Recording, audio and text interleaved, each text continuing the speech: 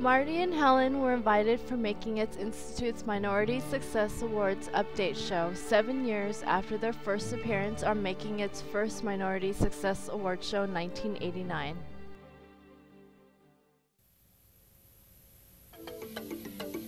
I tell myself, Marty, this is an opportunity. One day, I will be the McDonald's in flower industry.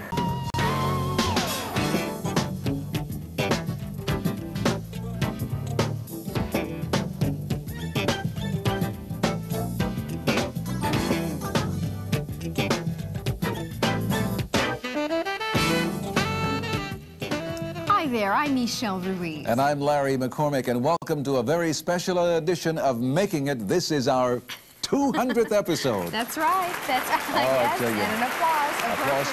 And an applause for all of our Making It staff, the great people from Nelson Davis right on through. It is an achievement we proudly celebrate with our viewers, with the entrepreneurs featured on our past shows, and the people who have given their time and energy to making it. Defining the importance of small businesses to the minority community is really like asking the age-old question of which came first, the chicken or the egg? Larry, there's never been an easy answer to that one. However, small businesses are often the incubators of change. Their ideas have hatched new concepts for emerging industries. And the value of minorities in an ever-expanding marketplace is priceless. It transcends race and culture, breaking down barriers and increasing the number of people who buy, sell, and socialize. It stirs the lifeblood of the world community, spiking it with the vitality of our differences and soothing us with the acknowledgement of our similarities. You know, Michelle, when Making It aired its first show back in 1989, there were more than 205,000 small businesses in Los Angeles County. And we feel so fortunate to have highlighted more than 400 of those entrepreneurs right here on this show. Today, we'll find out what happened to some of them. You'll want to know. One person who especially piqued our interest is Marty Shih. He was featured on the very first Making It show. Marty exemplifies the spirit of entrepreneurship, the American dream. He and his sister Helen started out by selling flowers on the street. Well, today Marty operates a telemarketing company for Asian consumers, a business that literally did not exist when we first met him 6 years ago. In our first Making It episode, Marty and Helen Shih told the story of how in 1979 they spent Marty's $500 college tuition to start selling flowers on the street. 15 years ago, I came to this land opportunity, and then which American, and I love it so much. But I do have my language barrier and my cultural barrier. You know, I just like a newborn baby here, and then I end up just selling the flower on the street. And I just keep on telling myself, say, Marty, you will be the McDonald's in flower industry. That's, at that time, is my dream. Shih's flowers grew to 16 shops, and the Shihs became franchisors. Having sold flowers at a telemarketing center, Marty came up with a new idea for a business. He said, Helen, I think Asian market is a very huge market. Okay, I like to use telemarketing, telecommunication, start with to targeting Asian market. She say, and he said, can you just take care of Shih's flower? In 1989, Marty started the Asian Business Co-op with only 3 people in the basement of a flower shop.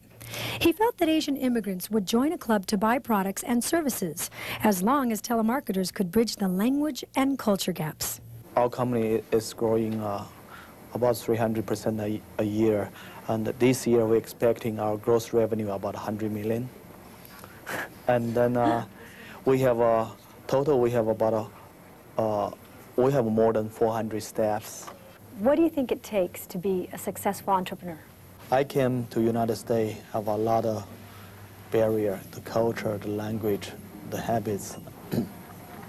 And I'm a low educated person, and then I really know that I'm not a very talented person. So I think the key, you want to be a successful entrepreneur, you need to have a dream, and you need to have guts to take a chance. As I understand it, mistakes were very important steps to your success. Tell me about that. Everybody make mistake, and then a lot of people, the reason they don't successful is they give up, they don't want to take chance, and I just keep on, trying things. Can you tell us about one particular mistake that became a good lesson for Marty Shih? I sell long distance for MCI, and I think also I can do the billing, which is a big mistake because that's so many, 10,000 phone call. It's so hard to do the billing, and you are not the billing house. You are not, and we do the billing for our telephone bill for thousands customer, and I think that's a big mistake. 4 months, I didn't come out the bill, and we lose $500,000. That's at the beginning stage. That's a huge mistake. If you had it to do all over again, what would you do differently? Probably I won't do any differently, but you know, I was joking to my friend those things. You know, as I tell you, I really believe I'm the happiest person in the world, and I'm very, very lucky to come to this land opportunity. And I say, if I died and I get reborn, like, you know, we also say you can be a second life. What do you want to be? You know, I would say, I don't want to be, you know, Michael Jackson, or I don't want to be Madonna, and I want to be Marty Shih. This is a very special Making It episode. It's our 200th, as you know.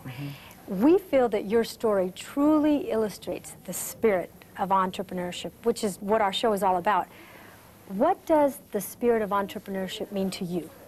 It can be, you know, Ross Perot.